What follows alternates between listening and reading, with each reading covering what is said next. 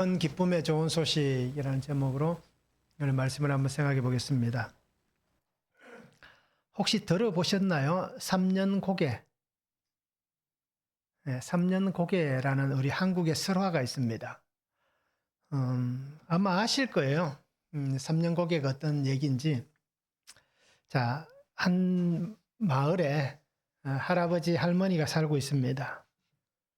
그래서 집에서 읍내, 우리로 얘기하면 뭐 시내죠. 장애까지 가려면 고개를 하나 넘어가야 됩니다. 근데 이 고개가 어떤 고개냐? 바로 이 고개가 3년 고개라고 불려지는 그러한 고개입니다. 왜 3년 고개냐? 이제 이유가 아시겠죠? 이 고개를 지나가다가 넘어지면 3년밖에 못 산다라고 해서 3년 고개라는 이름이 붙었습니다. 그래서 언제부터 붙었는지는 모르지만 어느 순간부터 사람들이 그곳에서 넘어지고 3년만 살다가 죽는 일들이 비일비재하게 생겨나니까 그죠? 이러한 이름이 아마 붙었을 거예요. 뭐 실제로 있었던 일은 아닙니다. 그냥 설화라고 얘기했습니다. 그래서 어느 날 이 나무꾼인 이 할아버지도 이 고개를 넘어서 이제 장에 가려고 합니다. 그래서 늘 이 고개만 넘어가면 어떻습니까? 긴장을 해야겠죠. 가다가 혹시라도 삐끗해서 넘어지면 어떻게 될까요? 3년밖에 못 사니까 그러니까 늘 조심해서 이 고개를 지나다닌 거예요. 근데 그날 마침 오늘 또 뭐 그날 그 시간을 따지면 오늘 그 아침에 이 고개를 넘어가는 거예요. 그래서 늘 조심해 가고 있는데 갑자기 어디선가 토끼 한 마리가 탁 튀어나오는 거예요. 길을 가고 있는데. 그래서 놀라서 이 할아버지가 어떻게 됩니까? 그냥 뒤로 넘어진 거예요. 토끼에 놀라서 넘어졌습니다. 그리고는 장에도 안 가고 집으로 다시 돌아옵니다. 그리고 할머니에게 뭐라고 얘기합니까? 야, 내가 이 고개를 넘어가다가 넘어졌다. 나 이제 3년밖에 못 산다. 앞으로 나는 3년밖에 못 사니 어떻게 해야 되느냐?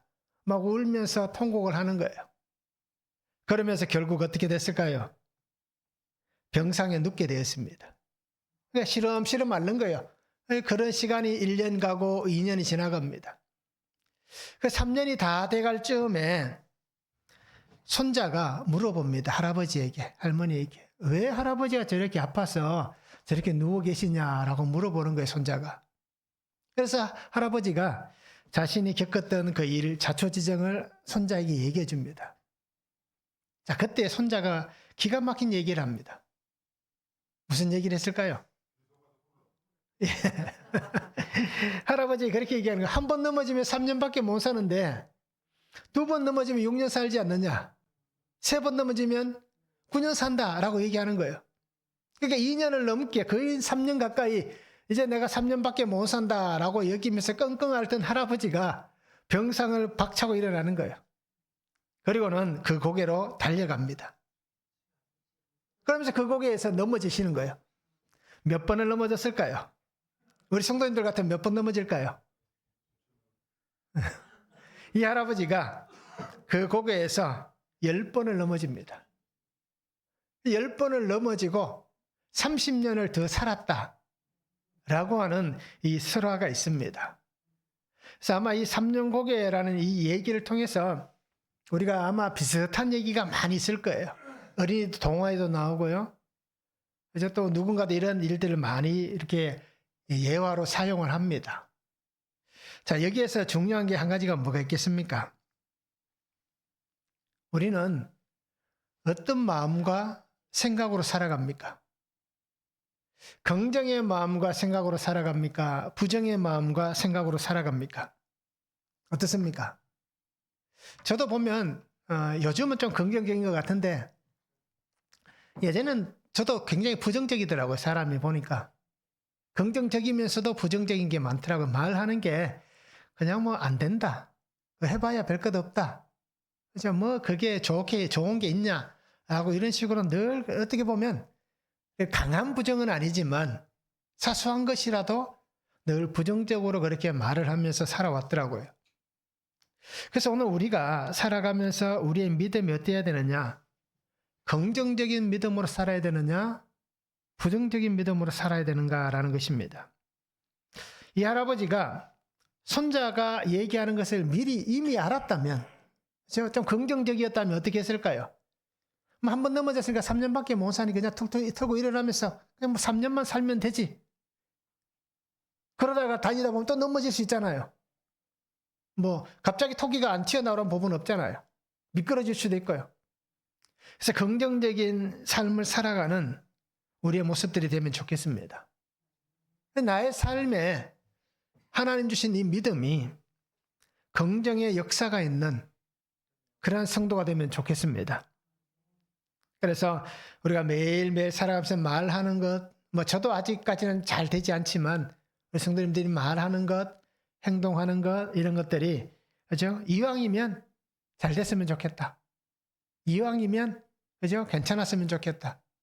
라고 긍정적인 생각과 마음을 가지고 그렇게 살아가면 참 좋겠습니다.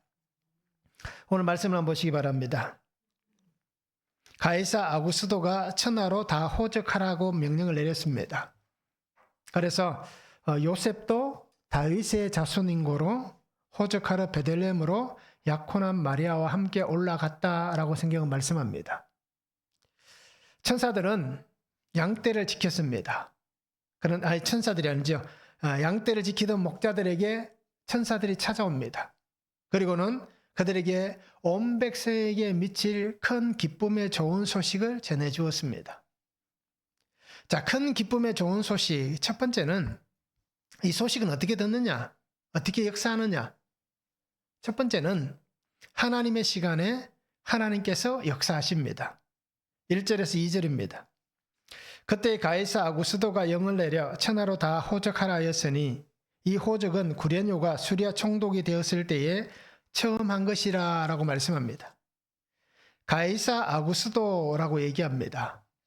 자, 이 사람은 로마 제국의 초대 황제입니다. 그래서 풀네임을 보면 임페라토르 카이사르 디비 필리우스 아우구스투스, 이것이 이 사람의 이름입니다. 이 풀네임이 있고요. 또 우리가 잘 아는 아마 옥타비아누스라고 들어보셨을 거예요. 바로 이 사람이 바로 이 아구스도, 성경에는 아구스도로 나오지만 아우구투스라고 얘기를 하고 있습니다. 그래서 로마의 초대 황제였고요. 통치 기간은 기원전 27년부터 기원 후 14년까지 이 사람이 통치를 합니다. 그러니까 그건 몇 년을 통치합니까? 41년 로마의 황제로 살았습니다. 자, 이 아우구스투스가 천하에 호적을 하라라고 명을 내린 거예요. 자, 호적을 하는 이유가, 왜 호적을 합니까? 세금이잖아요. 세금을 거두기 위해서 호적을 합니다. 또 하나는 뭘까요? 국가의 통치를 강화하기 위해서 이렇게 호적을 합니다. 그리고 한 가지 또 중요한 게 있습니다. 뭐가 있습니까? 징집이 있습니다. 국방. 전쟁이 나면, 그죠? 호적을 해야 그 나이부터 충분히 군대에 부를 만한 이 사람들을 뽑기 때문에 이렇게 호적을 하는 것입니다. 오늘날도 똑같잖아요. 이렇게 우리가 주민등록 호적을 하는 이유가 바로 여기 있잖아요. 오늘날도 똑같은 겁니다. 그래서 아구스도가 이렇게 호적하라는 이유는 세금을 더 걷기 위해서, 자신의 통치권을 강화하기 위해서, 또 나중에는 국방을 위해서 이렇게 호적을 하라라고 명령을 내렸습니다. 자, 호적의 명령이 내려지면 오늘날은 어떻습니까? 뭐 인터넷이 발달해 있으니까 그냥 가까운 데 가서 이렇게 등록해도 되잖아요. 실제로 아이가 출생하면 어떻게 합니까? 본적지 가서 아이 등록하는 사람 있습니까? 요즘은 없잖아요. 그냥 출생지, 그죠? 그곳에서 등록을 하면 누구의 본적이 올라갑니까? 부모님이 아버지의 본적에 따라 올라가는 거예요. 그런데 이때는 어떻습니까? 2000년 전이니까 이때는 어떨까요? 호적을 하라 하면 자신의 출생지로 돌아가야 되는 거예요. 그래서 자기 고향으로 가서 그곳에 있는 관청에다가 자신을 등록하는 겁니다. 내가 누구다 라는 것을 등록하고 있는 것입니다.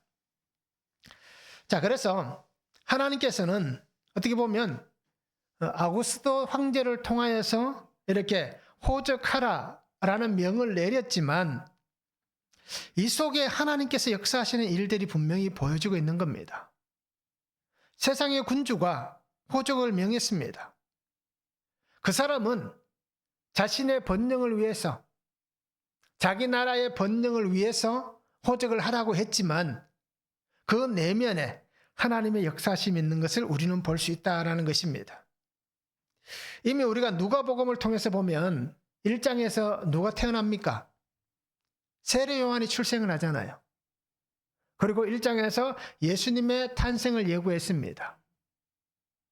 그러고 나서 하나님께서는 어떻습니까? 이 약속의 시간들이 이루어지고 있고 또 이루어졌고 또 이루어질 것이다 라는 것을 보여주신 거예요. 자, 그러면 하나님께서 이 역사를 주관해 가시는 그 말씀들이 오늘 분명히 보여지는데요. 하나님께서 하나님의 시간 안에 하나님의 역사하시는 일들을 나타내야 되는데 어떻게 나타내야 될까요? 만약에 우리가 알듯이 그냥 요셉이 나사렛, 갈릴리 나사렛에서 살다가 베들레헴으로 가서 아이를 낳고 호적을 하고 살았다 라고 하는 그 말이 있다면 과연 이 말에 대해서 공신력이 있겠는가라는 것입니다. 메시아가 오실 곳이 어디다라고 얘기합니까? 미가서 5장 2절에 말씀하잖아요. 베들레헴 에브라다, 야 너는 유다 족속 중에 작을지라도 이스라엘 다스릴 자가 내게서 내게로 나올 것이라 라고 말씀합니다. 에브라다. 하나님께서 약속하신 베들레헴, 다윗의 후손 중에서 이 땅에 하나님의 보내시는 메시아가 오실 것이다 라고 약속하셨는데 사람의 임의에 의해서 이사를 다닐 수 있지만 그러나 그것이 어떻게 보면 역사적으로 그죠? 그것이 증명할 만한 사실이 되지 못한다면 그것에 대해서 어떤 공신력이 있겠는가라는 것입니다. 그래서 어떻게 보면 하나님께서는 세상의 군주인 아구스도가 자신의 이익과 자신의 목적을 위해서 이 호적이라는 것을 사용하고 있는데 그것을 하나님께서 사용하시고 있다는 겁니다. 그래서 하나님의 시간에 하나님께서 역사하시는 것을 보여주고 있는 것입니다. 우연히 이런 일이 일어났다라고 생각할 수 있습니까? 그렇지 않잖아요. 황제가 명을 내려서 베들레헴, 이 유다 땅에 있는 사람들만 하는 것이 아니라 로마의 통치권에 있는 모든 사람들이 이 호적을 하게 되는 겁니다. 황제의 명령에 따라서. 결국 이 말은 역사는 하나님께서 하시는 일들은 우연히 일어나는 일은 하나도 없다라는 것입니다. 왜냐하면 역사의 주인은 누구이십니까? 하나님이십니다. 결국 인간의 역사는 하나님의 통치 아래 있음을 오늘 성경을 통하여서 우리에게 다시 한번 보여주고 있는 것입니다. 세상을 주관하시는 분은 하나님이시다. 세상의 모든 권세는 하나님의 통치 아래 있다라는 것을 말씀하고 있는 겁니다. 그래서 로마서 13장에 보면 바울이 그것을 얘기하는 거예요. 13장 1절에 보면 각 사람은 위에 있는 권세들에게 복종하라. 권세는 하나님으로부터 나지 않음이 없나니 모든 권세는 다 하나님께서 정하신 바라. 하나님께서 이 땅의 모든 권세를 정하셨다는 겁니다. 그래서 그리스도인들이 질서에 순종해야 되는 이유가 바로 여기에 있는 겁니다. 하나님의 질서. 이 질서에 순종할 수 있어야 되는 겁니다. 그리고 우리 성도님들이 우리에게 세우신 하나님의 이 질서, 특별히 그리스도인들은 어느 질서에 순종해야 됩니까? 가정에서 가정의 질서에 순종할 수 있어야 되는 거예요. 내 기분 나쁘고 이제 하는 게 마음에 안 들어도 이제 하나님이 세우신 질서, 제가 남자라서 이런 얘기하는 건 아닙니다. 그죠? 하나님이 세우신 질서가 있는 거예요. 그래서 내가 기분 나쁠 수도 있고 마음에 안 들 수도 있고 하는 것마다 아이고 어떻게 맨날 저러냐라고 생각할 수도 있지만 그래도 모든 권세는 하나님 안에 있기 때문에 우리가 이 질서에 순종할 수 있는 삶을 살아야 되는 거예요. 그러면서 기도하시기 바랍니다. 하나님, 제발 좀 똑바로 할 수 있도록 고쳐달라고. 그렇게 기도하시면, 권세에 순종하며 기도하다 보면 하나님께서 고쳐가시는 거예요. 누구를 위해서요?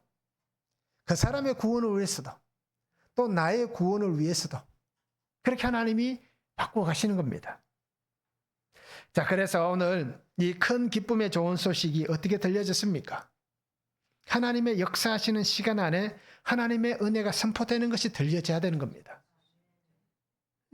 왜 황제는 호적을 하라 그래갖고 이 바쁜데, 그래서 이 농사철이라면 지금 나가서 김매가 열심히 농사 지어야 되는데, 회사로 따지면 지금 수출을 해서 너무 바쁜데, 또 건강을 위해서 내가 지금 얼마나 열심히 노력하고 있는데 이 바쁜 때 뭔 호적을 하라고 고향에까지 가라 하느냐. 그냥 하루 이틀 만에 되는 일이 아니잖아요.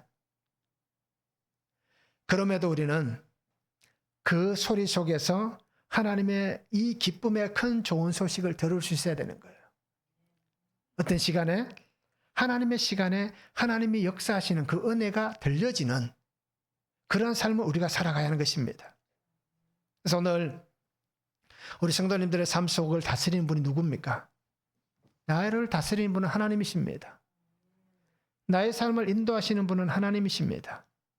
그리고 우리는 예수님께 나의 삶의 모든 것을 맡기시고 예수님께서 그 삶의 시간 속에 역사하시는 그 은혜를 붙잡고 따라갈 수 있는 성도가 되면 참 좋겠습니다. 한번 적용해 보시기 바랍니다. 세상을 통치하시는 분은 하나님이심을 믿고 하나님의 질서에 순종하고 있습니까? 어떻습니까? 하나님이 이 세상을 통치하시는 분이다. 그 하나님을 믿으면서 나는 하나님의 질서에 순종하고 있는가? 한번 적용해 보시기 바랍니다. 하나님의 시간에 하나님께서 역사하시는, 그죠? 하나님의 시간에 역사하시는 분이 하나님이시다. 이것을 믿는지, 인정할 수 있는지 한번 적용해 보시기 바랍니다. 나의 삶의 시간도 마찬가지입니다. 나의 삶의 시간 속에 하나님의 시간이 있고 그 하나님의 시간에 역사하시는 분은 하나님이시다. 그래서 내가 믿는지 또 그것을 인정할 수 있는지 한번 적용해 보시기 바랍니다. 두 번째는 세상을 구원하시는 은혜가 가장 낮은 곳으로 임하게 하십니다. 3절에서 7절입니다. 모든 사람이 호적하러 각각 고향으로 돌아가매 요셉도 다윗의 집 족속이 멀어 갈릴리 나사렛 동네에서 유대를 향하여 베들레헴이라는 다윗의 동네로 그 약혼한 마리아와 함께 호적하러 올라가니 마리아가 이미 잉태하였더라. 거기에 있을 그때에 해산할 날이 차서 첫 아들을 낳아 강보로 싸서 그 위에 누웠으니 이는 여관에 있을 곳이 없었음이라 라고 말씀합니다. 자, 요셉도 다윗의 자손이라고 얘기합니다. 그래서 유대 땅, 그죠? 베들레헴으로 호적하러 가기 위해서 올라갔다라고 얘기합니다. 갈릴리 바닷가에서 이 유대 베들레헴까지는 그죠? 어떻게 보면 올라간다는 표현이 맞습니다. 지형이 조금 더 높은 곳에 있기 때문에. 자, 그래서 혼자 가는 게 아니라 그죠? 마리아도 함께 갑니다. 근데 오늘 성경은 뭐라고 얘기합니까? 이미 잉태하였다라고 얘기합니다. 해산할 날이 찼다라고 얘기하는 거예요. 그래서 도저히 어찌할 수 없으니까 해산할 날이 차서 해산을 하게 되니 오늘 성경은 뭐라고 얘기합니까? 첫 아들을 낳아 강보로 사서 구유에 누웠으니라고 얘기합니다. 그 이유는 여관에 있을 곳이 없었다라고 성경은 얘기합니다. 그래서 우리가 알듯이 이 요셉은 어떻습니까? 삶이 풍요로운 사람은 아니었습니다. 그죠? 예수님이 아버지의 직업을 따라서 목수 생활을 하셨잖아요. 그러면 이 당시에 어떻습니까? 이 목수란 직업은 가난한 직업인 거예요. 그래서 우리가 여러 가지로 생각해 볼 수 있지만 정말 여관에 있을 곳이 없었다라는 이 표현이 뭐 다르게 생각하면 그죠? 한두 사람이 모인 게 아니잖아요. 사람이 많이 모이다 보니까 그죠? 베들레헴은 작은 동네인 거예요. 그런데 그곳 출신들이 호적하기 위해서 모이다 보니까 여관의 숫자는 어떻습니까? 오늘같이 이렇게 많지는 않을 거예요. 그러면 장사하는 사람은 어떨까요? 뭐 이렇게 표현해서 죄송합니다만 장사하는 사람은 대목이잖아요. 그럼 평소에 많은 받던 여관비를 어떻게 할까요? 조금 더 올려받을 수 있겠죠. 왜냐하면 그래도 그죠? 공급이 안 될 수 있으니까. 그러다 보니까 어떻게 보면 정말 사람이 많아서 들어갈 수 없을 수도 있고 아마 성경 말씀대로 그것이 맞고요. 또 슬픈 얘기지만 또 한 가지는 뭘까요? 그만큼 형편이 안 됐을 수도 있다라는 겁니다. 자, 그렇다면 오늘 성경에 있는 말씀대로 보면 정말 사람들이 모이다 보니까 그죠? 임신한 아내를 데리고 왔음에도 방이 없으니 들어갈 수가 없는 거예요. 그래서 해산은 하는데 갈 수가 없으니까 오늘 성경에 보면 어떻습니까? 그죠? 외양간. 그 외양간에서 아이를 강보, 천으로 사서 그렇게 구유에 누였다라고 얘기합니다. 자, 하나님께서 어떻게 보면 이 성경 말씀을 통해서 우리가 잘 볼 수 있기를 원합니다. 세상의 왕으로 오시는 분이 하나님께서 구원하시는 은혜 역사가 지금 세상 가운데 일어나고 있는데 있을 곳이 없다 라고 하는 말씀이 있습니다. 요한복음에서 보면 똑같이 얘기했잖아요. 자기 백성에게 오셨지만 그 백성은 그를 영접하지 않았다 라고 1장에서 말씀하잖아요. 자, 구유는 짐승이 밥을 먹는 여물통입니다. 우리가 시골에 보면 이 나무로 구유통을 만들 때 보면 소외양간에 보면 어떻습니까? 아마 다 보셨을 거예요. 길쭉하게 크게 만들잖아요. 그 중간에 파서 이렇게 만들잖아요. 나무를. 자, 그런 구유인 거예요. 그런데 오늘 성경에 보니까 마침 그 구유가 비어 있었다라고 얘기하는 것은 어떤 의미입니까? 이제 소가 되든 양이 되든 염소가 되든 이미 식사를 마치고 났으니까 그 통이 비어 있다라는 겁니다. 그러면 어떨까요? 그렇게 깨끗한 곳은 아니잖아요. 그죠? 소가 아무리 깨끗하게 핥아 먹었다 한들 그것이 깨끗하겠습니까? 아마 오늘 우리 성도님들이 손자를 낳았는데 손주를 구유통에 누인다라고 하면 어떨까요? 다들 기겁하시겠죠. 그죠? 세균 때문에 난리가 나실 거예요. 자, 그런데 가장 비천하고 가장 낮은 곳으로 오시는 하나님의 은혜였습니다. 그 시간에 비어있는 곳은 그곳밖에 없었으니 추위를 피하든 그죠? 아이를 누일 수 있는 곳 그곳밖에 없었다는 겁니다. 세상의 구원을 위해서 오신 주님께서 세상에 자신의 몸을 둘 수 있는 곳조차 없는 하나님께서 이 세상의 구원의 메시아로 보내신 예수가 이 땅의 어느 곳에서도 있을 수 없는 그러한 모습으로 낮고 비천하게 우리에게 오셨다라는 것입니다. 그런데 중요한 것은 한 가지가 있습니다. 비어 있어야 그곳에 오실 수가 있다는 겁니다. 우리는 어떻습니까? 우리는 빈 삶을 살아갑니까? 나는 얼마나 비웠습니까? 우리 사모님은 뭐 스몰 이렇게 늘 얘기를 하시더라고요. 어떻게든 비워야 된다 얘기를 하시더라고요. 집을 최대한 비워서 간편하게 만들자라고 얘기하는데 우리는 자신은 얼마나 비워있는지 모르겠어요. 그죠? 저도 마찬가지인 거예요. 우리에게 빈 곳이 얼마나 있는가? 하나님께서 오실 수 있는 하나님의 약속의 은혜가 거할 수 있는 하나님의 이 약속의 은혜를 받을 수 있는 우리의 삶의 빈 곳은 있는가라는 것입니다. 무엇으로 가득 차 있습니까? 오늘 아침 식사하셔서 오늘 뱃속에 밥이 가득 차 있습니다. 매일 내가 있는 욕심이 가득 차 있습니다. 하나님, 돈 좀 주세요. 돈이 가득 차 있지 않지만 비어 있지만 돈으로 좀 가득 채우고 싶습니다. 우리에게 가득 차 있는 것은 무엇입니까? 하나님께서 들어갈 수 없도록, 하나님의 말씀이 들어갈 수 없도록 우리 안에 가득 차 있는 것은 무엇이 있는가라는 것입니다. 욥은 그렇게 고백했습니다. 주시는 분도 하나님이시고 가져가시는 분도 하나님이십니다. 그렇게 고백했는데 저는 그렇게 고백합니다. 주시는 분은 하나님이시지만 가져가는 분은 접니다. 하나님 내 마음대로 하나님 절대 못 가져갑니다. 주시기만 주시면 됩니다. 그래서 늘 나의 속에 가득 채우는 거예요. 그러니 욕심이 끝이 없는 거예요, 사람은. 여름에는 짧은 반팔티로도 만족하지만 날씨가 좀 쌀쌀해지면 어떻습니까? 하나님 반팔티로는 안 됩니다. 좀 긴 옷 주세요.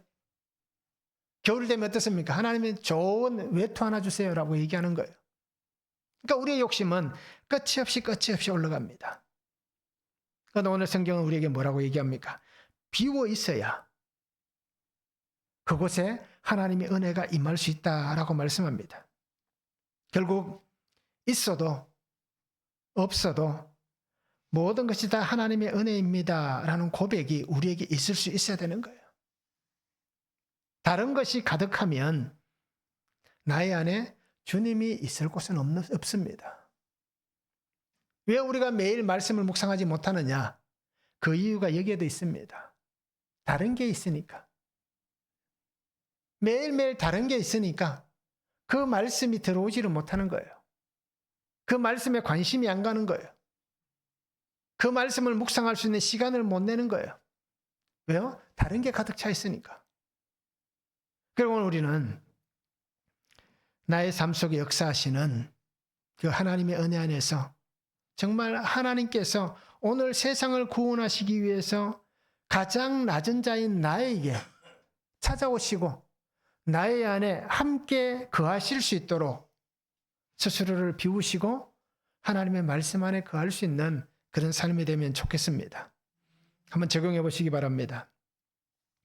나의 안에 삶의 환경에 예수님으로 가득하기 위해서 비워야 할 것은 무엇입니까? 무엇을 비워내셔야겠습니까?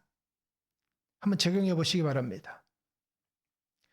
구원을 위해 낮아지신 예수님처럼 한 사람의 구원을 위해서 내가 낮아짐으로 섬겨야 할 사람은 누구입니까? 나는 누구를 섬기겠습니까? 한 사람의 구원을 위해서 내가 섬겨야 할, 그죠? 섬겨야 할 사람은 누구인지 우리가 한번 적용해 보시면 좋겠습니다. 세 번째는 자신의 자리를 지키며 충성된 삶을 사는 사람들이 가장 먼저 듣게 됩니다. 8절에서 14절입니다. 그 지역의 목자들이 밤에 밖에서 자기 양떼를 지키더니 주의 사자가 곁에 서고 주의 영광이 그들을 두루 비추매 크게 무서워하는지라. 천사가 이르되 무서워하지 말라. 보라 내가 온 백성에게 미칠 큰 기쁨의 좋은 소식을 너희에게 전하노라. 오늘 다윗의 동네에 너희를 위하여 구주가 나셨으니 곧 그리스도 주시니라. 너희가 가서 강보에 쌓여 그 위에 누워 있는 아기를 보리니 이것이 너희에게 표적이니라. 호련히 수많은 천군이 그 천사와 함께 하나님을 찬송하여 이르되 지극히 높은 곳에서는 하나님께 영광이요 땅에서는 하나님이 기뻐하신 사람들 중에 평화로다 라고 말씀합니다. 자, 하나님께서 세상에 선포하신 큰 기쁨의 좋은 소식, 가장 먼저 들은 사람은 누구입니까? 오늘 누가복음을 기준으로 보시기 바랍니다. 그렇죠? 누가 가장 먼저 들었습니까? 성경은 무엇이라고 얘기합니까? 양떼를 지키는 목자들이라고 말씀합니다. 양을 지키는 목자, 양을 돌보는 목자, 양을 먹이는 목자, 이것이 자기가 해야 될 일입니다. 자, 이 밤에는 오늘날은 그런 일이 없지만 이때 당시 어떻습니까? 맹수들이 많잖아요. 또 도적이 많습니다. 그래서 자기가 깨어서 양떼를 지키지 않으면, 그죠? 도적에게 또는 맹수에게 잃어버리게 되는 거예요. 그래서 목자들은 어떻게 보면 두세 사람이 이렇게 함께 양을 치지만 또 밤이 되면 저녁이 되면 어떻습니까? 가까운 사람들끼리 모이는 거예요. 그래서 한 곳에 모여서 그죠? 같이 우리에 모아두고 아니면 들판에 함께 모아두고 함께 모인 그 목자들 수많은 사람들이 돌아가면서 양들을 지켜가는 거예요. 밤에 잠을 어떻게 불침번을 써가면서. 자, 이렇게 하지 않으면 잃어버릴 수 있기 때문입니다. 결국 이 목자들은 양을 지키는 것이 자기가 해야 될 일인 거예요. 품삯을 받고 일을 하잖아요. 그러니 자신이 해야 될 그 직무를 행하기 위해서 낮이든 밤이든 최선을 다해서 자기가 충실히 그 일을 감당하고 있다라는 것입니다. 자, 이렇듯 오늘 성경에서 하시는 말씀 바로 이겁니다. 하나님께서는 자기의 자리를 지키는 사람, 그곳에서 충성을 다하는 사람, 최선을 다해서 자신의 자리를 지키고 그 삶을 살아가는 그들에게 하나님은 은혜를 주시는 겁니다. 그래서 오늘 그리스도인들이 세상 가운데서 게으르면 안 되는 이유가 바로 여기 있는 겁니다. 내가 어떻게 보면 부당한 회사 생활하면 또 집에서 부당한 일들이 많잖아요. 그럼에도 우리가 질서에 순종하고 충실히 자기가 맡은 일을 다 해야 되는 이유가 바로 여기에 있는 겁니다. 하나님은 하나님께서 맡기신 그 자리에서 최선을 다해 살아가는 그 사람과 함께 하시는 것입니다. 그래서 하나님은 자기의 자리를 지키고 있는 이 목자들, 그들에게 찾아가 주신 거예요. 그래서 큰 기쁨의 좋은 소식을 오늘 전하십니다. 메시아가 왔다. 하나님의 약속하신 메시아가 이 땅에 오셨다. 그래서 그 메시아를 너희들이 보기를 원한다. 그를 만나기를 원한다. 라고 선포를 하신 것입니다. 그런데 오늘 성경에서 14절에 뭐라고 얘기합니까? 하나님이 기뻐하신 사람들이라고 얘기하는 거예요. 하나님의 이 은혜가 선포되는데 아무한테나 선포하는 게 아니란 얘기예요. 하나님께서 기뻐하시는 사람들을 통해서 하나님의 평화, 하나님의 은혜, 하나님의 구속이 선포되어지기를 기뻐하신다라고 말씀하고 있습니다. 그리고 오늘 우리가 나의 자리를 나는 잘 지키고 있는가? 나는 삶을 잘 살아가고 있는가? 하나님께서 나에게 말씀하신 것, 나에게 맡기신 사명, 나는 그 삶을 잘 살아내고 있는가? 우리 스스로가 자신을 한번 볼 수 있기를 원합니다. 정말 나는 충성된 사람인가? 게으른 사람인가? 자신을 한번 보시기 바랍니다. 마태복음 25장에 보면 달란트 비유가 나오잖아요. 그 달란트 비유에서 두 가지를 분명하게 잘 보여줍니다. 첫 번째 충성된 것에 대해서는 21절에 그 주인이 이르되 잘하였도다 착하고 충성된 종아 내가 적은 일에 충성하였음에 내가 많은 것을 내게 맡기리니 내 주인의 즐거움에 참여할지어다. 그런데 반대로 어떻습니까? 악하고 게으른 자에게 뭐라고 얘기합니까? 26절에 그 주인이 대답하여 이르되 악하고 게으른 종아 나는 심지 않은 데서 거두고 해치지 않은 데서 모으는 줄로 내가 알았느냐? 내가 충성된 하나님의 삶을 살아가고 있는가? 내가 악하고 게으른 삶을 살아가고 있는가? 우리의 모습을 잘 보시기 바랍니다. 나에게 하나님의 큰 기쁨의 좋은 소식이 들려지고 있는가라는 겁니다. 내가 충성된 종이라면 하나님의 이 은혜가 들려질 것입니다. 내가 게으르고 악한 종이라면 심판의 말씀이 들려지게 될 것입니다. 그래서 오늘 우리가 들려지는 말씀은 구주께서 오셨다. 세상을 구원하시는 구주가 나셨다. 그가 곧 그리스도다. 라고 말씀하시는 이 은혜를 들으시기 바랍니다. 그래서 오늘 우리에게도 분명히 이 표적이 보여질 겁니다. 목사들에게 뭐라고 얘기합니까? 구유에 누워 있는 아기를 볼 것이다. 이것이 너희에게 표적이다 라고 말씀하고 있습니다. 오늘 나에게 보여주시는 하나님의 표적은 무엇이 있습니까? 나에게 들려주시는 표적은 무엇이 있습니까? 나는 어떤 표적을 구하고 있습니까? 오늘 우리에게 보여지고 들려지고 우리가 구하는 표적은 다른 것이 없습니다. 오직 예수 그리스도밖에 없는 겁니다. 하나님께 우리가 기도하면서 하나님 내가 이 병이 낫는 표적을 내게 보여주시면 내가 하나님을 위해서 복음을 위해서 최선을 다하겠습니다. 하나님 나에게 이 물질을 주시면 내가 하나님 주신 이 물질의 표적을 통해서 이렇게 하겠습니다. 내가 우리 자녀들이 잘 되고 건강하고 그죠? 취직 잘 되고 잘 살아가는 모습을 보면 그 표적 속에 내가 하나님 이렇게 살아가겠습니다. 라고 얘기하는 것은 결국 어떤 얘기입니까? 이기적인 거예요. 인본주의적인 거예요. 결국 그것은 따지고 보면 하나님을 믿는 믿음 안에 사는 삶이 아니라 나에게 잘해주시면, 나에게 하나님이 잘해주시면 내가 하나님을 위해서 그렇게 살겠습니다. 라고 얘기하는 거예요. 신앙은, 믿음은 그런 것이 아니잖아요. 오늘 우리에게 구속사의 말씀을 하는 이유가 뭡니까? 죽을 인생인 나를, 멸망의 인생인 나를 하나님의 영원한 백성으로 삼으신 그 은혜에 감사하는 것이 구속의 인생인 거예요. 결국 이 구속은 잘 될 때도 있지만 안 될 때도 있는 거예요.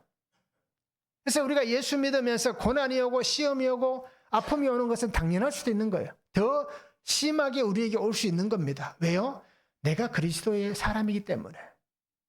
빼앗기지 않기 위한 사단이 몸부림을 치면서 우리를 더 힘들게 만들 수 있는 거예요. 그럼에도 우리는 그 속에서 무엇을 바라봅니까? 주님의 구속을 바라보는 거예요.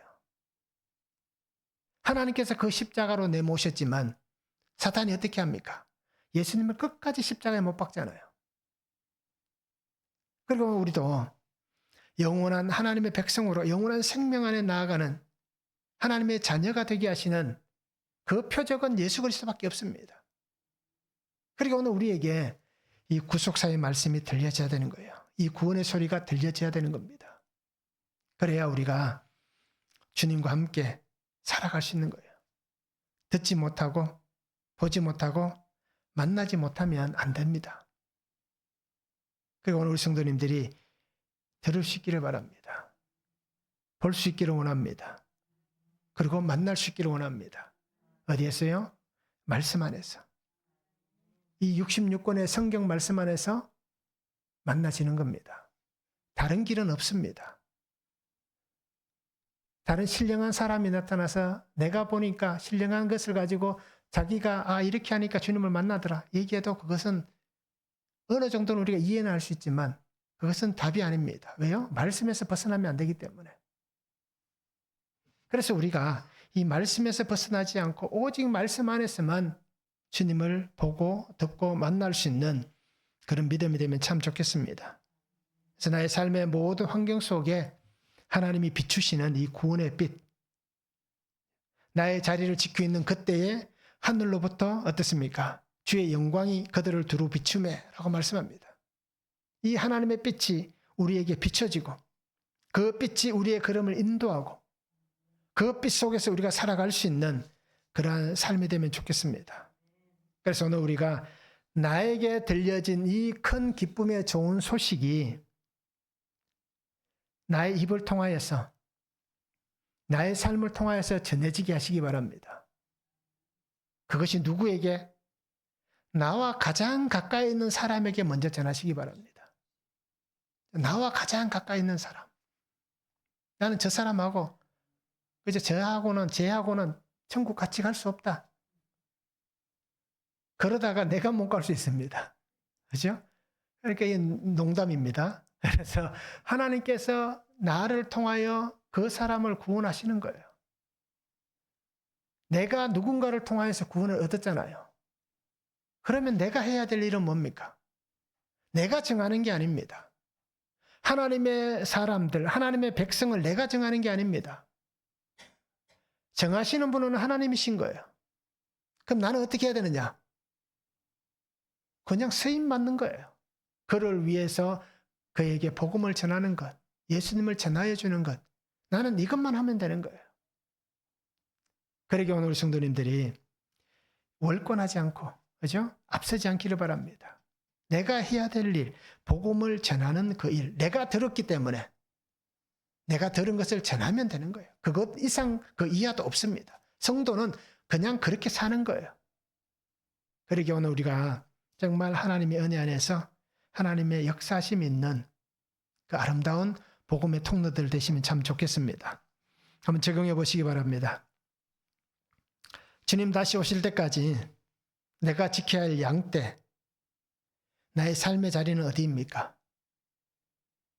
내가 지켜야 될 그 양떼들이 있는 삶의 자리는 어디인지 한번 적용해 보시기 바랍니다.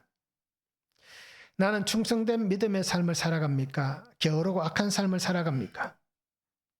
충성된 삶을 살고 있다면 그죠? 그 삶을 다시 한번 적용해 보시기 바랍니다. 더 충성되게 살아가기 위해서 어떻게 해야 되는가?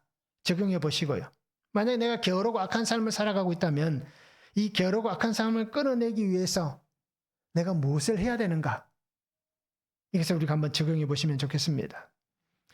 자, 나에게 큰 기쁨의 좋은 소식이 들렸습니까? 어떻습니까? 이 소리가 들려졌습니까? 나에게 들려진 이 구속사의 은혜, 나의 주님 예수 그리스도와 함께 이 구속의 삶을 살아가고 있습니까? 나를 살리신 주님의 은혜를 내가 선포하고 있습니까? 오늘 성도님들이 사랑하는 주님과 함께 이 복음 안에서, 이제 복음은 예수 그리스도입니다. 이 복음에 충성된 자가 되어서 하나님이 주실 그 기쁨에 참여할 수 있는, 그죠? 하나님이 기뻐하시는 그러한 삶을 살아갈 수 있는 성도들 될 수 있기를 주님의 이름으로 축원합니다. 사랑의 아버지 하나님, 오늘도 우리 가운데 말씀하여 주시고 역사하여 주시기를 원합니다.